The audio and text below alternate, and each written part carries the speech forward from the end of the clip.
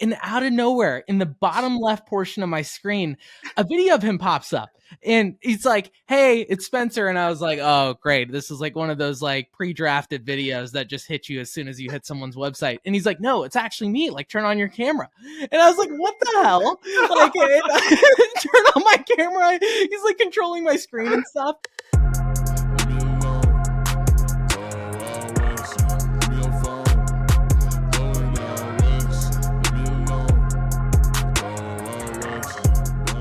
What is up, everybody? On today's episode, we have a software founder turned trash entrepreneur who's making millions of dollars across 3 completely different businesses. As always, I'm joined by my co-founder and co-host, Simran Sandhu, ready to chop it up with the boy, and you are listening to Our Future podcast. This is the #1 entrepreneurship show for young people. We cover the coolest businesses and stories of young people succeeding in business and bring them to you so you can apply those learnings to your own journey or just have some quality business entertainment. So without further ado, I got to hear about the first story that Simi's going to queue up for us. All right, dude, I'm super stoked for this episode. So for our first story today, we have this software turned trash entrepreneur named Spencer Scott. He made millions of dollars in software, building companies in sales tech and customer support. But the business that I'm super excited about, I think the true rainmaker, is this company called Lone Star Trash. And it kind of started out of this personal problem, right? So in his specific area, the city didn't have coverage for trash. And so they were using these small local operators, but these small operators were getting bought up by these private equity firms. And so the service was no longer good. So he literally went to these Facebook groups in his community and he's just complaining. He's like, "You remember the good old days when like trash can service and waste management was reliable? Yeah, I missed them too until private equity came in and just messed it all up." So I'm going to do until that. Until Brad Jacobs came in and ruined it all. Yeah, until Brad Jacobs came in. But he essentially came in and was like, "Hey, let me do this for us. Like, I'm going to put the neighborhood on my back and I'm going to start this trash company." So the way he started it, I thought was great and super scrappy, is by pre-funding it. So he got 350 people to pay him $99 a month for 3 months, I believe. And that was enough to go pay for him to go buy, this, the actual truck, right, to go pick up this trash. And so he's expanded the business. And what's super cool about this is, there's a lot of support for this blue collar business, right? So what he was telling me is, it's great when he's covering 200 homes in an area, but if someone finds him, maybe 30 minutes away, it's kind of annoying, right? Because now he has to go 30 minutes out of his way to just go service this one house. But he's even turned that into a marketing campaign. So he'll set up billboards and stuff at those people's houses. And then before you know it, everybody in those neighborhoods are hitting him up. So he's doing it in a really scrappy way. He's got tons of war stories, and I'm super stoked to talk about it with you. But scrappy guy, and I think he's going to make a lot of money doing this.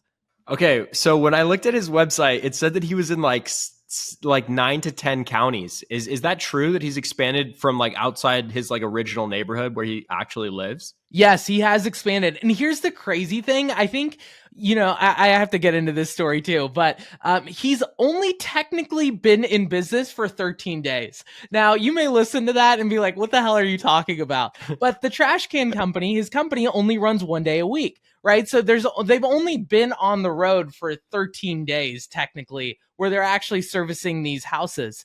But yeah, it's been all organic exposure. I think now they're kind of going a little bit into the paid route, optimizing for SEO and Google search and all that stuff. But it's super funny. Dude, I just can't believe that he pivoted from doing these like no code like he had no background in software and ended up buying a business on MicroAcquire, started another software company that I think was like, it solved an issue that he had when he was working in for Vonage in the mobile phone or That's right. landline sales business. Yeah. Business phone.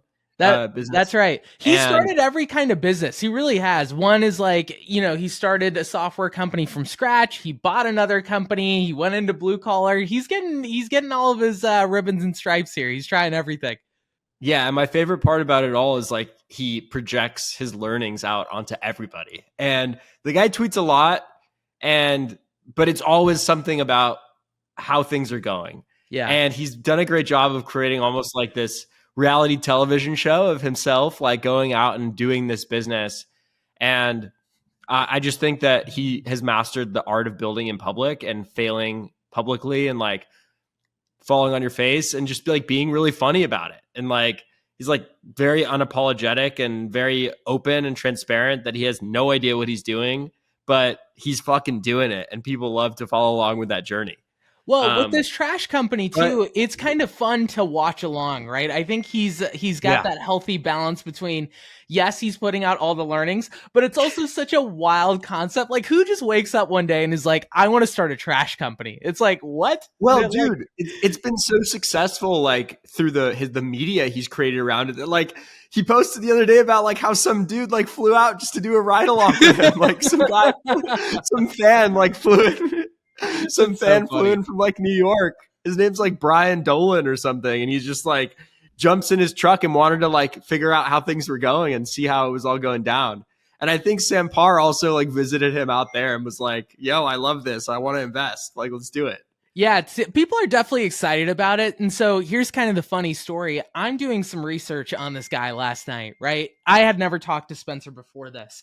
And out of nowhere, in the bottom left portion of my screen, a video of him pops up. And he's like, hey, it's Spencer. And I was like, oh, great. This is like one of those like pre-drafted videos that just hit you as soon as you hit someone's website. And he's like, no, it's actually me. Like, turn on your camera. And I was like, what the hell? Like, turn on my camera. He's like controlling my screen and stuff because that's like, the one. Bro, I'm shirtless in bed right now. It's like midnight. I'm not turning on my camera. And so, yeah, dude, it was super funny. We just riffed for like hours and he's like explaining to me like how he was able to do that is one of the software companies that he started was a company called Median, and they're effectively focused on customer support, but it enables these teams to share their screen and kind of walk you through your shit, right, as you're facing problems. So he literally used it on me. And it was just so funny because I'm like on this random page of his. Yeah. I feel like whenever like a solid lead comes to his site, you know, in like a James Bond or like a superhero movie, like the villain will be like in a chair and they'll like spin around and be like, I've been expecting you, Mr. Wayne. Like, I feel like he's that guy. One of the most spontaneous and funniest conversations I've ever had. Like, I was like, I don't even know if I could like describe this to other people. Like, it's just like so surreal because we're just like jumping from topic to topic. How'd you start this business? How'd you start that business? And so, you know, I think like just a few big learnings here. So we'll hit the software side first, right? Yeah. You know, what he told me during that call was that you really got to start, you know, with the customer in mind first and then work backwards from there. Right. So like the way he describes that is that the business, his first software business, it was a company called Loup. It was kind of focused on like his expertise in the space. Right. So he knew the problem, he knew the customer base, and he was able to craft a solution for them. Right. That business did really, really well. The business he bought on MicroAcquire, this business called Medium, that was more opportunistic, you know, kind of purchase, right? Where he saw that they had big logos on there, Airbnb, Ring Central, they had big clientele, and you know he was able to get it at a really, really good price. But that business is way harder to work with because like he doesn't understand it, right? So that's something where maybe if you can play to your advantage, maybe you're just a great marketer, then it makes sense to kind of go buy these businesses in areas that you don't truly understand. But I'm saying, you know, the general takeaway is if this is your first company, try going for something that like you truly understand and you know the customer base. No, I think that makes a ton of sense. I know he said that when I was talking to him, he said that Loup does a lot better because he already intimately understood the customer with it. Yeah. And then he said Median is a great business as well, except people aren't actively seeking it out. But he said that for the VoIP sales provider software with Loup, like that's something that people are actually looking for. But, you know, with Median, like he saw this business and it was like, okay, the product's magical. Like it's just, he said, I remember reading his Medium post about Median. And he was pretty much saying like, he, on the article, he was like, yeah, and I saw his cursor, like 2 mice on the screen, and my head exploded. Yeah. He's like, what do you expect? My head blew up. he was like super funny, and he was just amazed by the product. And he knew probably like with his Scrappy marketing abilities, his Twitter presence, he could get some more users and more visibility around that company. I think what he was saying is the guys who started it were two like quality engineers, and it had some organic discovery, but it still like wasn't nearly as big as it should be. Like co-browsing is such a magical feature that like deserves more like attention and could use more marketing to get more people to use it. Yeah, for sure. I mean, it also is one of those things where I don't know how much detail we can get in with this, but there's a element in here which is white labeling the software, right? So I know there are some companies that they work with, not calling anyone specifically out, but they can license out the tech, right? So, I've also come to Yeah. realize that you as a software person, you may not necessarily need to be the best marketer yourself. You could just build like the right infrastructure and go let people market it for you. I mean, ClickFunnels is a good example of this, right? It's just it's one of those things where like, hey, if you can get a bunch of like growth hacking marketers to use the service and now they're going and selling it on your behalf, right? Like they built their own business on this. We see this a lot in the agency space, actually. There was like with all this like boom taking place right now in this recruiting space of sorts, right? It's like leverage our overseas labor that we've sourced for you to go do X or Y thing. Well, people are now building businesses like that, but it's only one company that is supplying all the labor, right? And so it's a little bit one of those like, mind explodes kind of things where there's 5 or 6 agencies that are offering the same service, but they're supplying all of their talent from one central organization. And so that's the only thing they got to work with, and they're just sitting back collecting checks.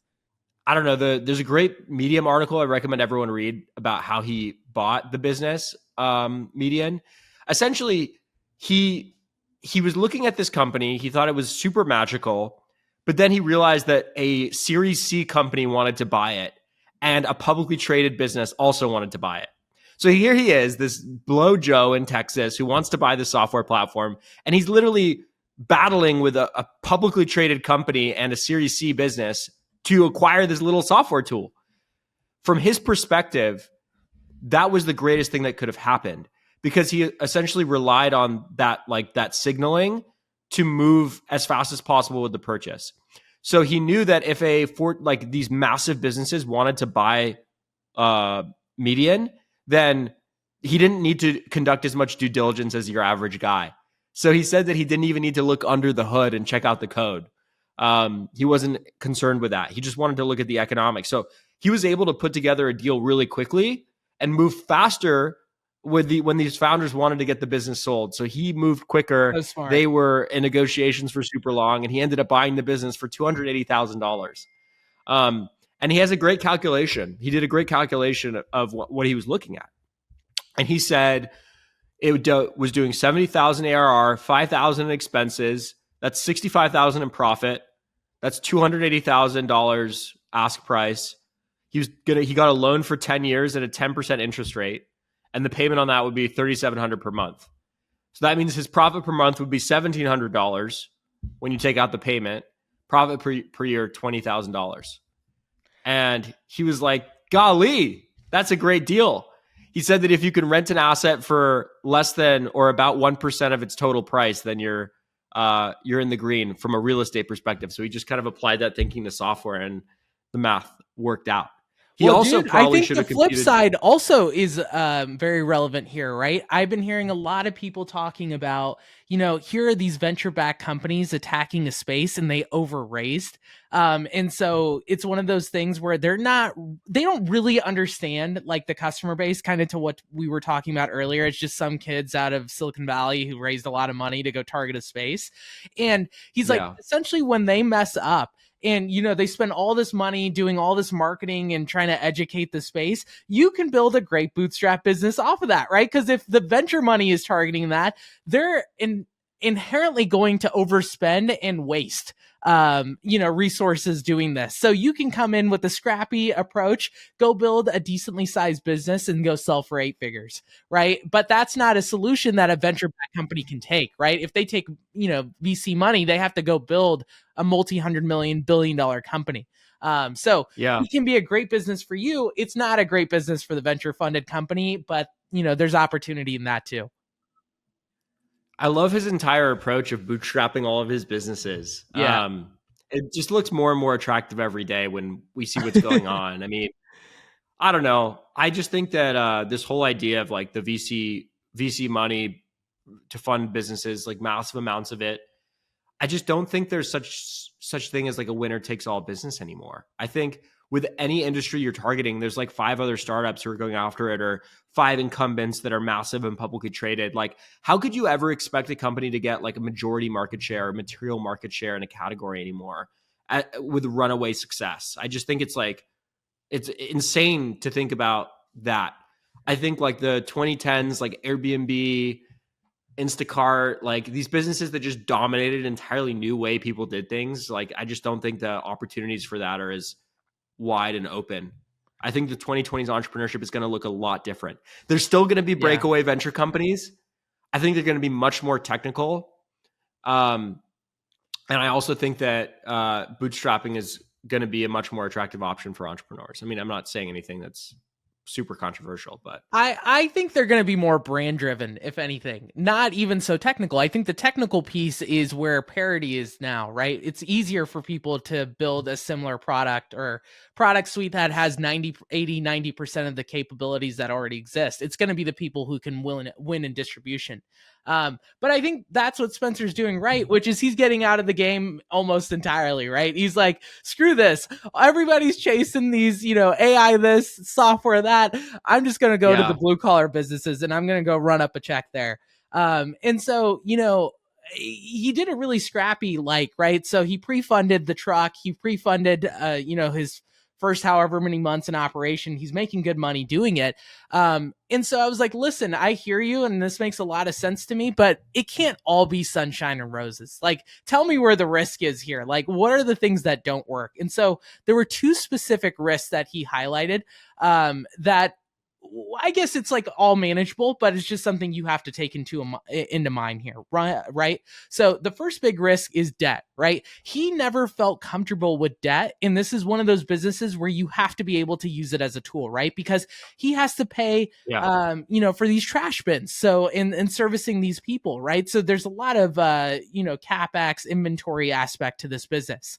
And also, like, the second biggest risk is like human error, because these people are driving like essentially tanks on the road. They can knock out like 10 of these like trash bins all at once, take out a bunch of mailboxes, right? And then you're like stuck, having to go repair that for people. And he's saying that like his big challenge within that is that even hiring competent people is really, really hard. He's had 2 people that he's hired to go drive the truck.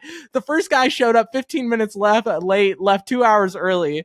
And then the second guy was less doofy, but like was just like super lazy, right? So, he's being super scrappy. He's supplying these trash bins that literally have the logo of another, company on there, right? Because like he has to give them something, and he doesn't have his own just yet. So he buys like the perfect size sticker to put on top of the trash bin, right? So it like represents Lone Star Trash. Well, the guy just threw it in like smack dab middle in the trash can. So it's like you can see half of the old company and half of the new company.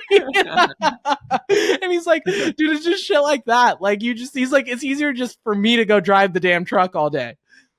No, it probably is. I think hiring and bring on talent in the blue collar industry is very hard. We have a friend named Paul who is scaled up, and by the way, he's scaled into the mid 5 figures per month now, and with a mobile detailing service. So he's crushing it, and he brings on these guys who know how to detail. And he's told me all this shit. Like, one of his guys scratched a Maserati, and then I don't know how this happened, but then there was another Maserati they had to detail, and they scratched that one too. What did he do? But listen, I mean, I probably begged on his hands and knees, but he was also telling me a story about how he was interviewing a detailer, and he had this guy in the truck, and this guy is like, kind of like on a job interview, and he tells Paul, he's like, one time my roommate was really fucking annoying me, so I pulled out a gun and pointed it at him. And Paul's like, dude, you realize this is an interview, dude? What? And it's just like, I don't know, you get a lot of weird bad apples like when you're trying to bring people into that space. Well, I think it's the mentality, which Reliable is, talent. yeah, it's Reliable. reliable talent, but the thing is they don't care, right? Like I've seen this with my uncle, he runs a construction blue collar company. And a lot of these people are just thinking day to day. A lot of them are looking to get paid, under the table, right? Like they're not even there's always some legal issue that they're dealing with. So they're just thinking about like, hey, how can I make $100 today? And that is all they're thinking about. There's no like longevity factored into their decision making. There's no, hey, I'm trying to build a career. They're just trying to get enough to pay for their next gas station run. Which sounds awful, but like that's just kind of the reality of the situation. Yeah, it's tough, man. I mean, as sexy as these industries are, again, finding people who can either succeed, these old guys whose businesses are kind of on the back burner as they get older, or even if you're trying to start one with new tech and tools, still the human element, you need it, and it's hard to get. Yeah, dude. But let's get a little bit tactical here, right? Because I think people are probably pretty interested in the numbers here. So here's some napkin math that people can use to just kind of evaluate this business, right? So he pre-sold the service at $99 per month for 3 months. 350 people signed up. And so that got him his money to buy the trash truck. That said, the trash truck is 100% finance and it costs him $900 a month. So $0 out of pocket. Out of that, the business is going to generate $2,600 a month. And, he's going to have to spend another $3,500 for used trash bins to supply to new customers. But he was already able to buy those with the upfront cash he generated through those signups, right? That's right. Yeah. So he was able to create that.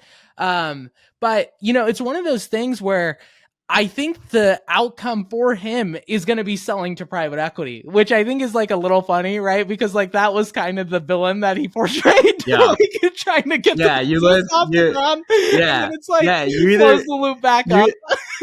You either die a hero or live long enough to see yourself become the villain, and that's exactly what's going to happen. Well, dude, if you think about it, it's super interesting too, because you may not even need to sell to a private equity firm. Like you could just sell to, the bigger players in the space. They can kind of serve as that role too. And here's why, right? So there's a big distinction to make here, or an important fact here, which is that in this specific space, so there's a big important fact here, which is that in every city, you're either in the city limits or you're out of city limits, right? And so that's what you call incorporated. And so what that means is like the city won't service that area. So you have to get your own utilities, you have to get your own trash, whatever, and energy and all of that stuff. And that's usually because it's just not profitable for the city.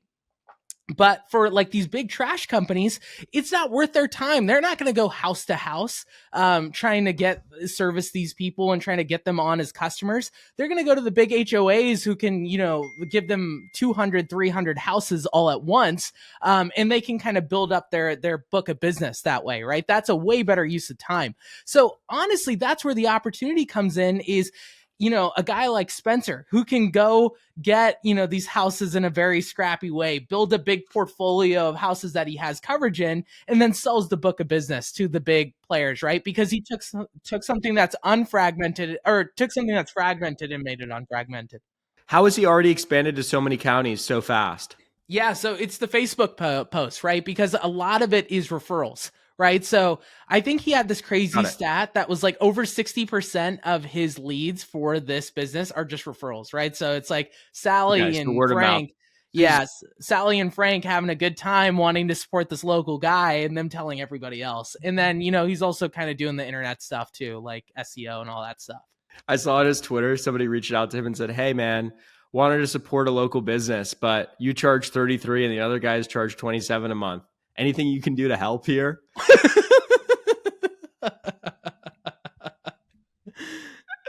And I was like, I looked at like the comments on the tweet, and then someone's like, so what are you going to do? And he's like, well, he already paid, so I don't got to reply. Oh, dude. Big thing to, I guess like take into account here. So it's $90 for 3 months, not $90 a month for 3 months. So that's something that I need to change or account for here. But yeah, dude, it's crazy. It's like, this is like, what is $6 gonna do? It just goes back to like how annoying just some people are to deal with. Yeah, dealing with customers, especially for things like trash service. Like, what was the big problem though? I'm curious, when you talked to him, like what were people dissatisfied about with their current trash collection methods, the current service that was servicing the neighborhood? Yeah, so we can probably put up that Facebook post. Like, I literally have screenshots of it, but I think it's like not reliable, right? Like, so people, they throw your trash can or your trash bin like across your lawn, like, you know what I mean? Like, they literally have no Okay, so it'd be like all regard over the for it. place, like a Yeah, fucking literally hurricane what hit. happens when you're going to, like, you're traveling and you go check in a bag, and then you go pick it up and it's like fucked up in 25 different directions, and you're like, what the hell happened? Like, this is a 3-hour flight. Like, what Yeah. could it possibly? Were they playing like catch with my luggage? Like, what? Just wake up, there's trash cans through the window in your living room. Oh fuck, another day in the life of dealing with their local trash company. Yeah, Dude, it's yeah, people like Spencer who need we need more people like Spencer to keep these essential monopolies honest. Like, these little like utility companies are practically monopolies. They don't have disruption. They aren't used to startups taking over their space, and they don't care. They're used to giving like subpar service. So it's great that Spencer can come in and shake this up, because people deserve like a decent trash service, you know. Um, they probably deserve to take heat, these other trash companies that just can be complacent. And more young people should think about challenging these subpar businesses. yeah. Um, because unlike being a plumber or unlike being a electrician, I think in the blue collar world, you don't have to have a license to drive a trash truck or do that. So it's actually a rather accessible market, I think, for somebody to disrupt in their local region. All right, guys. I think that wraps up another episode of Our Future Podcast. I know this one was a little different. We only covered one entrepreneur today, so let us know what you think. Do you like one star of the show? Do you like two? Anything we can improve on? All that feedback is super helpful. And in the meantime, we will catch you again next week with another episode of Our Future Podcast. Stay frosty.